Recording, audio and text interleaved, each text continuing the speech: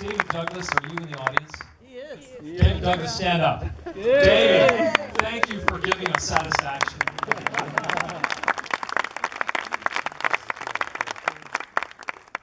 Tony, David, what do you say? Well, I hope you're awake now. The reason I love that clip is because it was something completely and utterly different. And Andre Picard was mentioned earlier, and he was very much responsible for getting that film done. And it was just the idea in a really unmanageable situation of taking 8 cameras, were there, David? There's eight In the end, 7. In the end, 7. You know, the mother load of photography talent in there, and coordinating it all in a situation you really can't control. I mean, you know a certain amount of how the choreography is going to work, but with those guys, there's a heavy, amount of unpredictability as well. and I just thought it was so much fun to, put you in the front row. James Nyhouse, who isn't here now, he's director of photography on our next space film and has trained all the astronauts. He shot that tracking shot with the security guys right down in front of in the trench there. He'll be here tomorrow. I just thought it was great fun. And it was something that had never been done in IMAX. And people were telling me, oh, well, you can't, they'd always said, speaking of cutting, you can't go fast. Well, back in 1990, that was quite fast, but of course it doesn't matter because everybody knows the soundtrack. So they're anticipating the editing pretty much. So, it was just, what can I tell you? Roman Kreuter, I didn't even mention, was the overall director for the live stuff. And can you imagine that combination of Roman and the Rolling Stones? Totally loony. How did you convince the Stones to do this? I just have to know. Well, actually, their manager and overall promoter is a Torontonian, Michael Gold. Well, he's lived all over the world, but he's a good Canadian boy.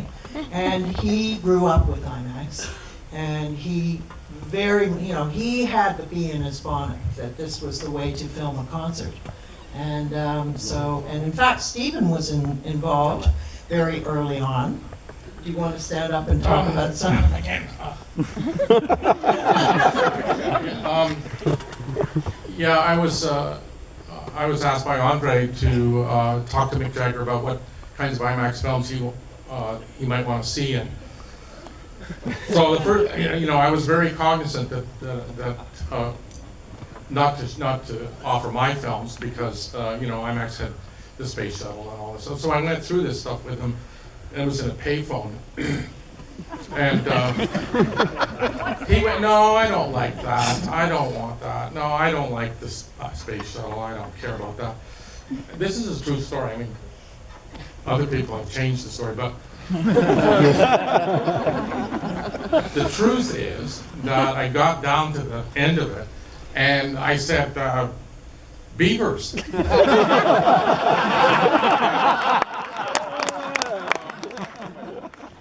Mick Jagger said, "That's what I want to see."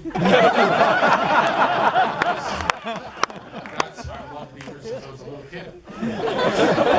So the next thing we're on the top of in Rotterdam, I think it was, we were on the top of the building at 2 in the morning at the IMAX theater, and there's a convoy of lights and police lights and everything coming towards us. And so we loaded up the theater with the Rolling Stones and the roadies and the groupies, and the whole place was filled up, and the air was filled with pot smoke, and they watched Beavers from 2 till 3 in the morning. And so I was going to say something, and then I got up, and Mick Jagger said, "No, don't say it.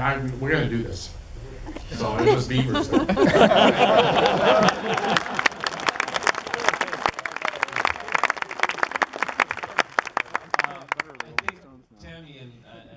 We're way over time here, so I think, correct me, I'm right? We're over time, we gotta get back. You're right. Okay, I thought so. So listen, I just think, I'd love to be able to do this again at future conferences. Yeah!